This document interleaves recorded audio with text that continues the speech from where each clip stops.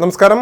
അതിർത്തി സംഘർഷം ശക്തമായിരിക്കെ സമാധാന ചർച്ചകൾക്കായി തായ്ലൻഡ്, കംബോഡിയ നേതാക്കൾ മലേഷ്യയിൽ കൂടിക്കാഴ്ച നടത്തുമെന്ന് തായ് പ്രധാനമന്ത്രിയുടെ ഓഫീസ് വക്താവ് പറഞ്ഞു.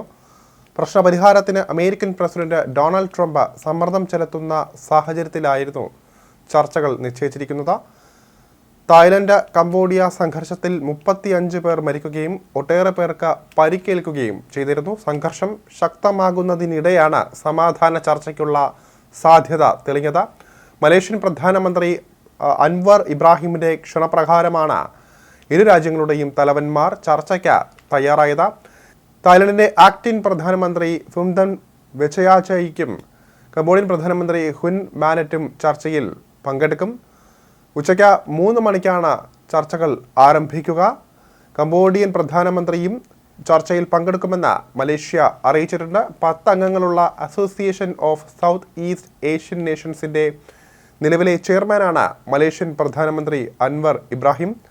ആസിയാൻ രാജ്യങ്ങളുടെ സഹായത്തോടെ തർക്കം പരിഹരിക്കാനാണ് ശ്രമങ്ങൾ നടക്കുന്നത്. തായ്ലൻഡും കംബോഡിയയും തമ്മിൽ 817 കിലോമീറ്റർ അതിർത്തിയിലുള്ള തർക്കങ്ങൾ പതിറ്റാണ്ടുകളായി നിലനിൽക്കുന്നുണ്ട്.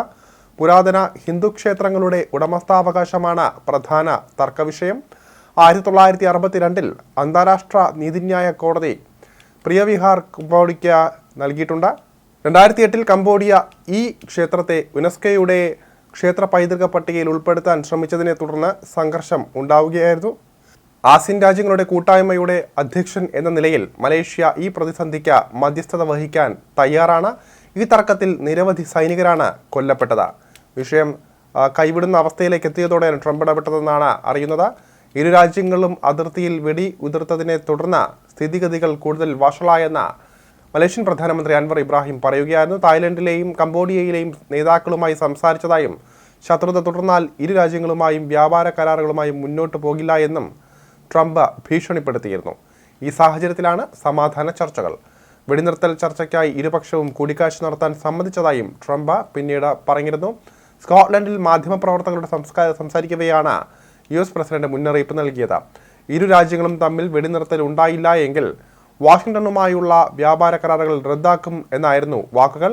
European Commission President Ursula von der ലൈനുമായി നടത്തിയ കൂടിക്കാഴ്ചയിൽ ട്രംപ് ഇക്കാര്യം അറിയിച്ചിരുന്നു. തർക്കം പരിഹരിക്കാൻ മലേഷ്യയിൽ നടക്കുന്ന ചർച്ചകൾ ഒരു നല്ല തുടക്കമാണെന്നും ട്രംപ് കൂട്ടിച്ചേർത്തു. എന്നാൽ ട്രംപിന്റെ പ്രസ്താവനയ്ക്ക് ശേഷവും ഇരു രാജ്യങ്ങളും പരസ്പരം പീരങ്കി ആക്രമണം നടത്തിയെന്ന വിമർശനം ഉയർന്നിട്ടുണ്ട്.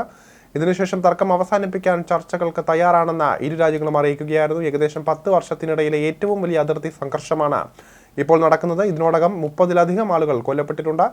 തായ്ലൻഡിൽ 13 പേരും കംബോഡിയയിൽ 8 പേരുമാണ് മരിച്ചത്. 2 ലക്ഷത്തിലധികം ആളുകളെ അതിർത്തി പ്രദേശങ്ങളിൽ നിന്ന് മാറ്റിപ്പാർപ്പിച്ചിട്ടുണ്ട്. ട്രംപിന്റെ വെടിനിർത്തൽ ആഹ്വാനത്തെ കംബോഡിയ പൂർണ്ണമായി പിന്തുണച്ചു. എന്നാൽ കംബോഡിയ തങ്ങളുടെ പൗരന്മാരെ ആക്രമിക്കുന്നത് വരെ ചർച്ചകൾക്ക് തയ്യാറല്ല എന്ന് തായ്ലൻഡ് പ്രതികരിക്കുകയായിരുന്നു.